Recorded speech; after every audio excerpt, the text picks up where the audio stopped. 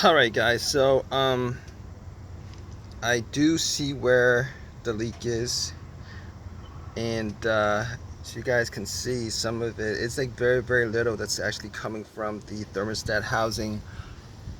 Um,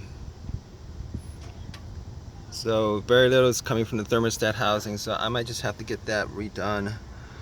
I did it, and wasn't able to scrape away all the crap that was in there. But I was hoping that maybe the gasket maker would have just held pretty good.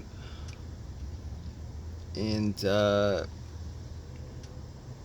It came with a gasket. I put a gasket in. I didn't scrape all the crap off, and that's what the problem is. Now it's not. It's actually not leaking a lot. It's not leaking a lot. It's leaking a little bit. So, but no big deal.